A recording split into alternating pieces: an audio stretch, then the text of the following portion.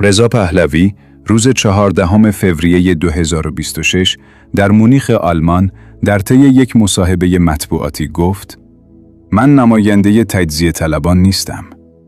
اظهار نظر درستی بود.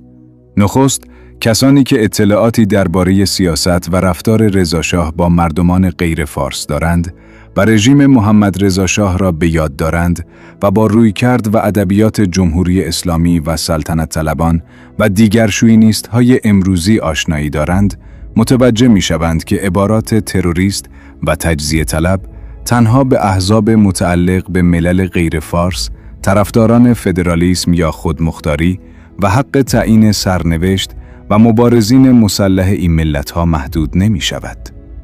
در قاموس و ایدئولوژی ناسیونالیست‌های برتری طلب، تروریست و تجزیه طلب تمام غیر فارس هایی را نیز شامل می شود که بر هویت متفاوت خود تأکید دارند و خواهان رفع تبعیض و ستم مضاعف از خود هستند. حق آموزش به زبان مادری را می طلبند. خواهان تقسیم قدرت و مشارکت در اداره کشور هستند. حقوق برابر با مردم فارس را خواستارند. مدرس زبان کردی و فعالان جامعه مدنی که برای آزادی و حقوق شهروندی مبارزه می کنند و نمی خواهند به عنوان شهروندان درجه 2 مورد تبعیض قرار بگیرند.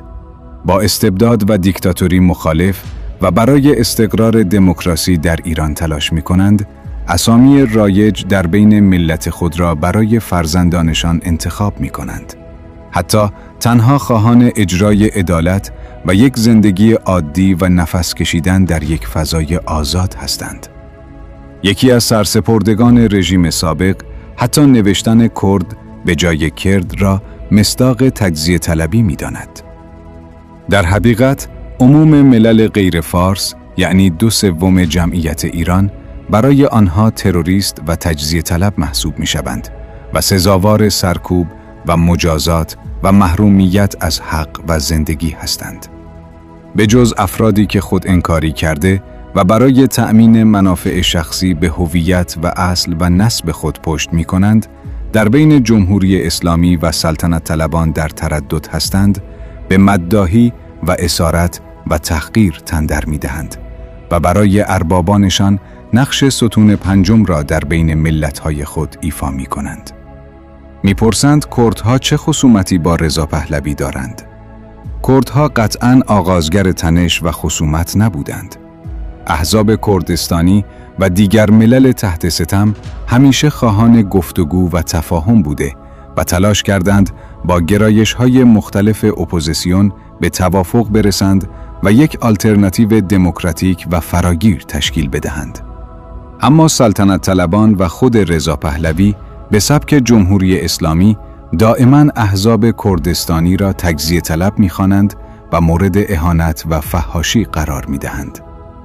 از این گذشته، شما زمانی که مدام از رژیم گذشته تجلیل و تمجید می‌کنید که در طول عمر خود کردها را سرکوب کرده است و علیه آنها جنایت‌ها آفریده است، خوب کردها حق دارند نگران باشند و بترسند که حکومت شما امتداد همان رژیم سرکوبگر خواهد بود و با آمدن شما چیزی برای کرد و دیگر ملل تحت ستم تغییر نخواهد کرد و سهم آن از تغییر رژیم همانا ستم و سرکوب و تبعیض و انکار هویت خواهد بود. همچنان که در 3 نظام سیاسی ایران در 100 سال اخیر سهم و نصیبشان تنها ستم و تبعیض و سرکوب بوده است. کافی است بدون پیش‌داوری به دفترچه دوران گذار مراجعه کنید. از محتوی تمامیت خواهی و انحصار طلبی و ضد دموکراتیک آن که بگذریم، نقشه‌های شوم و ترسناکی را که سلطنت طلبان برای مردمان غیر فارس تحت عنوان تروریست و تجزیه طلب در سر می‌پرورانند، کاملاً آشکار می‌شود. باید کرد، بلوچ، ترک آذری یا عرب و ترکمن بود تا بتوان درک کرد در طی 100 سال گذشته اتهام تجزیه طلبی چه پیامدهای ویرانگر و هولناکی برای این مردمان داشته است. بنابراین عجیب خواهد بود اگر ملت‌های غیر فارس از فردی و گروهی حمایت کنند که هنوز به قدرت نرسیده مانند جمهوری اسلامی و رژیم سابق آنها را به تجزیه طلبی متهم می کند و برایشان شاخ و شانه می کشد. همچنین رضا پهلوی واقعیت جامعه ایران را انکار می کند. گرفتار افکار و اندیشه راست افراطی است. از حالا خود را رهبر و پدر ملت می خواند و به تکثر و تنوع اعتقادی ندارد. منتقد و مخالف را بر نمی تابد. او بیعت می طلبد. آشکارا می بینیم نه فقط غیر فارس ها، هر فرد و گروه آزادیخواهی در ایران سیاست و افکار آنها را نقد کند و کوچکترین مخالفتی را اظهار کند، مورد فحاشی و دشنام و ترور شخصیت سلطنت طلبان قرار می گیرد. گروه های فشار و چماقدار تجمع نیروهای دیگر را برهم می زنند. واقعاً این فرقه فاشیست اگر به قدرت برسد و نیروی نظامی سرکوب را در اختیار داشته باشد، با مخالفان و منتقدین خود چگونه رفتار می کنند؟ رضا پهلوی می گوید همه بیایید زیر پرچم من و تحت رهبری من متحد شوید و مانند خمینی همه با من باشید. خواست گرد آوردن همه زیر پرچم رژیم سرنگون شده نشان می‌دهند که هدف آنها تنها خواستار احیای دیکتاتوری و استبداد رژیم سابق است و بس. آری، مردم کردستان متفاوت می‌اندیشند و این تفاوت و تمایز ریشه در موقعیت حقوقی کردها در ایران دارد. آنها از تمام حقوق سیاسی و زبانی و انسانی خود محروم بوده و هستند و امروز برای آزادی و رفع تبعیض و ستم از خود مبارزه می کنند و هراسی هم از دادن هزینه ندارند. کردها خواهان آزادی و دموکراسی و حقوق پایمال شده خود هستند. در کردستان تحزب پیشینه دارد. جنبش آزادیخواهانه کردستان از سوی احزاب رهبری می شود. ملتی که سابقه بیش از 100 سال مبارزه علیه استبداد را در کارنامه خود دارد، به بیعت و اطاعت کردن از رهبر خودخوانده در نمی دهد. پس نباید تعجب کرد که مردم کردستان و سایر مناطق ملل غیر فارس از فراخوان رضا پهلوی استقبال نکردند. مردم در کردستان که به دنبال فراخوان احزاب کردستانی اکسیون‌های اعتراضی برای انداختند.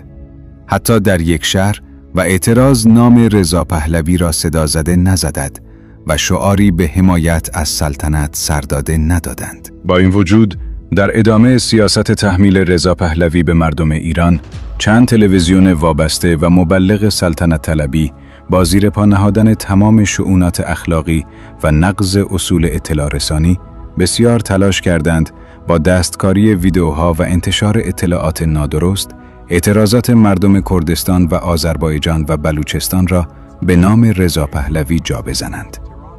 خود او هم با علم به اینکه مردم کردستان به فراخوان احزاب کردستانی جواب مثبت می‌دهند، بلافاصله بعد از آنها فراخوان داد به این امید که اعتراضات گسترده مردم شهرهای کردستان را به نام خود مصادره کند.